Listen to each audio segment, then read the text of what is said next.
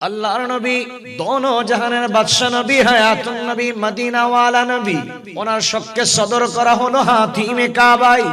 ওই হাতিমে কাবাই আমার নবী 2 রাকাত নামাজ আদায় করলেন। জুড়ে বলেন সুবহানাল্লাহ। জিবরাইল আমিনের সাথে আমার নবী চলতেছে। মুসা কালিমুল্লাহর যেখানে মাজারে পাক আছে ওই জায়গার মধ্যে জিবরাইল আমিন বোরাক থামালেন। আমার নবী জিজ্ঞেস করলেন, ইয়া আখি জিবরাইল, এখানে থামালেন কারণ কি? আমার নবীকে জিবরাইল আমিন বলে, ইয়া রাসূলুল্লাহ, ইয়া হাবিবাল্লাহ, এখানে মুসা কালিমুল্লাহর মাজারে পাক। আল্লাহর নবী তার পাশে 2 রাকাত নামাজ আদায় করলেন। জুড়ে বলেন সুবহানাল্লাহ। বাবারা, আচ্ছা আপনাদেরকে যদি প্রশ্ন করি, আপনারা বলেন নামাজ কখন ফরজ হয়েছিল? মেরাজের আগে নাকি মেরাজের পরে? তাহলে বোঝা যায় যারা নবী রাসূল হয় তারা ফরজ বিধান হওয়ার আগেও নামাজ আদায় করেছেন। জোরে বলেন সুবহানাল্লাহ। আবার চলা আরম্ভ করে দিল।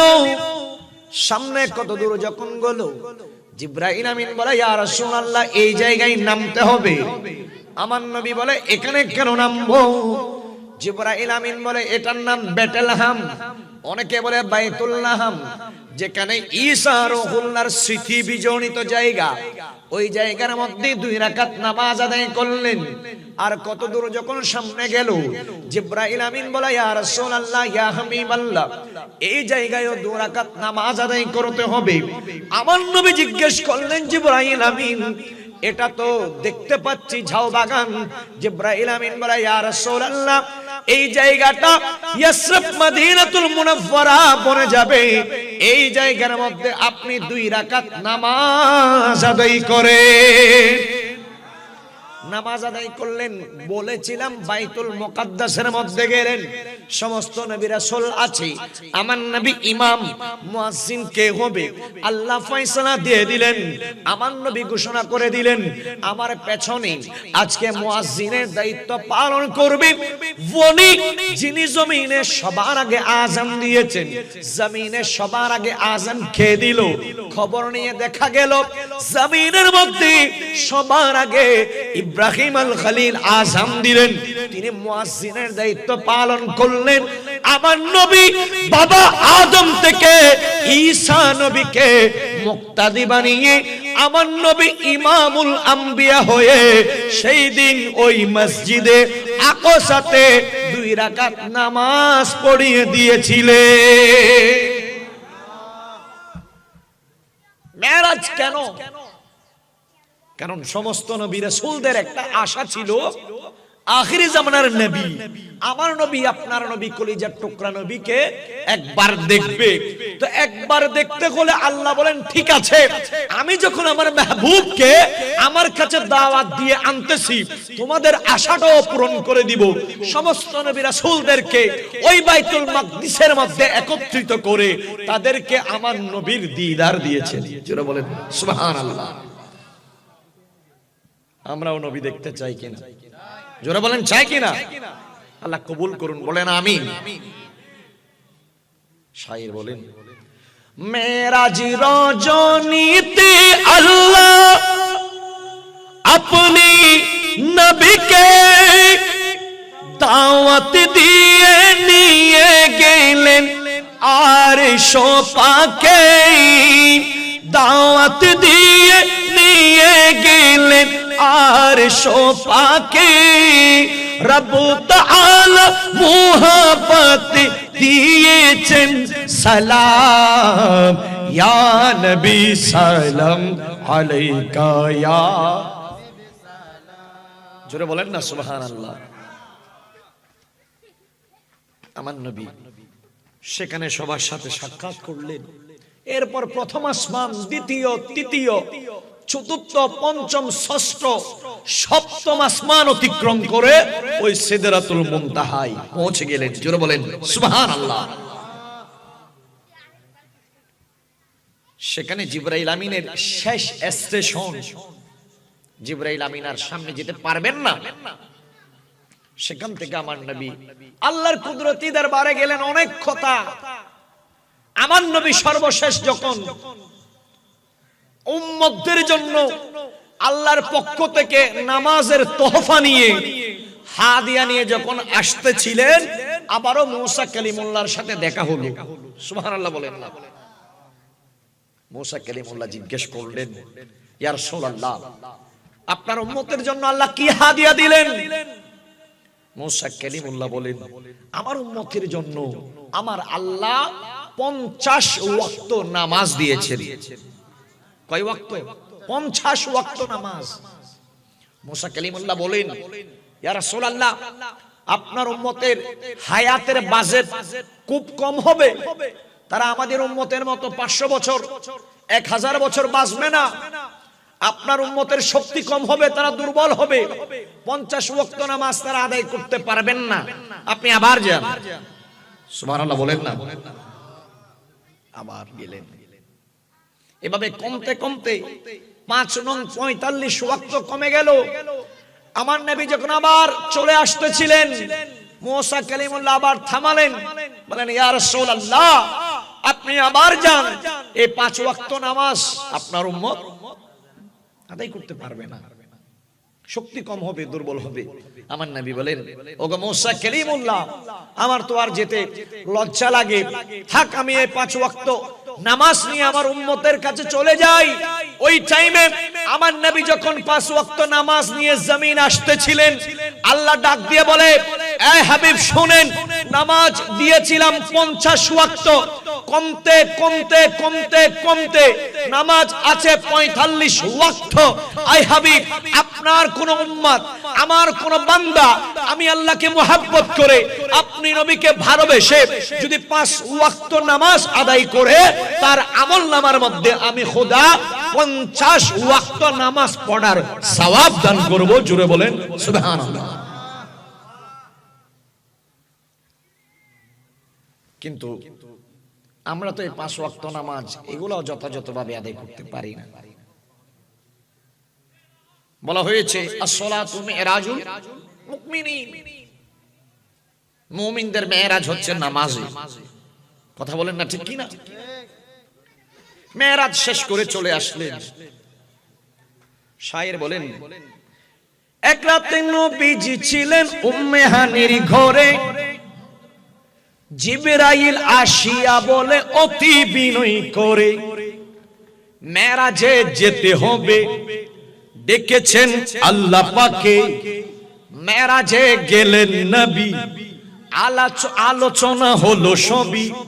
বিদায় বেলায় আমার আল্লাহ হলেন বেকারার।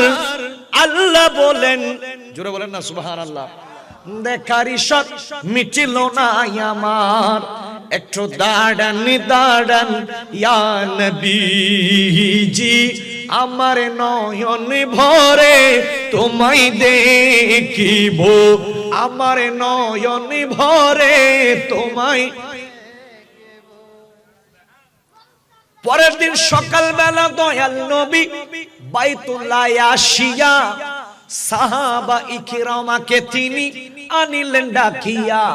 খুদারি মেরাজ হলো, পাঞ্জেগানা নামাজি হবে, শরীয়তে জারি হবে, সালাতে মুমিনের মেরাজ বলেছেন আল্লাহ।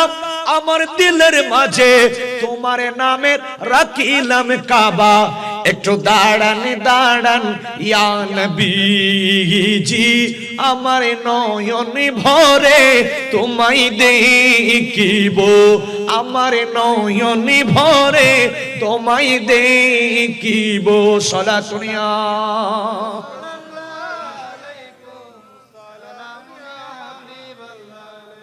আমার ভাইরা, মক্কায় মুআজ্জামায় কাফেররা বলা বলে আরম্ভ করতে লাগলো, এই মক্কার জমিনের মানুষেরা, তোমরা কি শুনেছো আব্দুল্লাহর সন্তান মুহাম্মদ সে তো পাগল হয়ে গিয়েছে?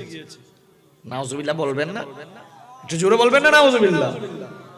তারা নানান ধরনের খারাপ শব্দ ব্যবহার করে করে ওই কুজাহারির মতো খারাপ খারাপ শব্দ টেক লাগিয়ে আমার নবীর শানে বেয়াদবি যখন আরম্ভ করলো, হঠাৎ করে আবু বকর রাদিয়াল্লাহু তাআলা আনহুর কানে যখন এই খবর পৌঁছলো, আবু বকর রাদিয়াল্লাহু তাআলা আনহু নির্দ্বিধায় নিঃসন্দেহে ওই কাফেরদেরকে বলা আরম্ভ করে দিলেন, এই মক্কার কাফেররা, এই আবু জাহেল, এই আবু লাহাব, এই উতবা সাইবা, শোনো, আমার নবী যদি ওনার জবানে পাক দিয়ে মেরাজের কথা বলে, তিনি যদি বলে আমি এখান থেকে বাইতুল মুকাদ্দাসে গেলাম, সেখান থেকে প্রথম, দ্বিতীয়, তৃতীয়, চতুর্থ, পঞ্চম, ষষ্ঠ, সপ্তম স্থান অতিক্রম করে সিদরাতুল মুনতাহা, সেখান থেকে আল্লাহর সাথে সাক্ষাৎ, এই কথা যদি আমার নবী বলে থাকেন তাহলে তিনি সত্য বলেছেন। হযরত আবু বকর রাদিয়াল্লাহু তাআলা আনহু বললেন, এই মক্কার কাফেররা শুনো, আমার নবী যদি জবানে পাক দিয়ে বলে, তিনি ওই মক্কায়ে মুআজ্জামা থেকে ওই মসজিদ আকসার মধ্যে গেলেন, সেখান থেকে প্রথম, দ্বিতীয়, তৃতীয়, চতুর্থ, পঞ্চম, ষষ্ঠ, সপ্তম আসমান অতিক্রম করে ওই সিদরাতুল মুনতাহা, সেখান থেকে আল্লাহর সেই কুদরতি দরবারে গিয়ে যদি আল্লাহর সাথে দেখা হয়, সাক্ষাৎ হয়, আল্লাহর সাথে কথা হয়, আল্লাহর নবীকে যদি আমার আল্লাহ ওই নামাজের তোহফা দেন, এই কথাটা যদি নবী পাক ওনার জবানে পাক দিয়ে বলে, আমি নিঃসন্দেহে সেটা বিশ্বাস করে নিলাম। এই বিশ্বাসের কারণেই যখন আমার নবীর কাছে আবু বকর রাদিয়াল্লাহু তাআলা আনহু আসলেন, আমার নবী বলে, এই আবু বকর, তুমি আমার মেরাজকে না আমার জবান থেকে শুনো নাই, কাফেরদের জবানে শুনেছো আমি বলেছি। আমার কথার উপর এত ভক্তি রেখে, বিশ্বাস রেখে তুমি যেহেতু আমার মেরাজকে সত্যায়ন করলা, তোমার লকব আজকে লাগিয়ে দিলাম, তোমার নামের পাশে সিদ্দিক আকবর, সব চাইতে বড় সত্যবাদী।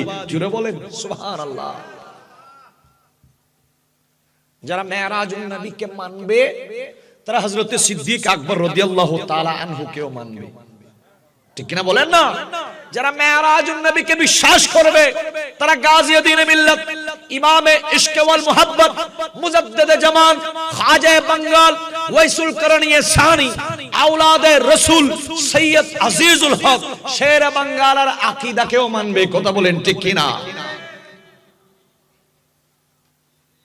আমার নবী আসলেন, আসার পর যখন মক্কায়ে মুআজ্জামায় শরগুল পড়ে গেল, কাফেররা একটা প্ল্যান করলেন, বলে আখেরি জামানার নবীকে বাজানোর সর্বশ্রেষ্ঠ টাইম আজকের দিনটা।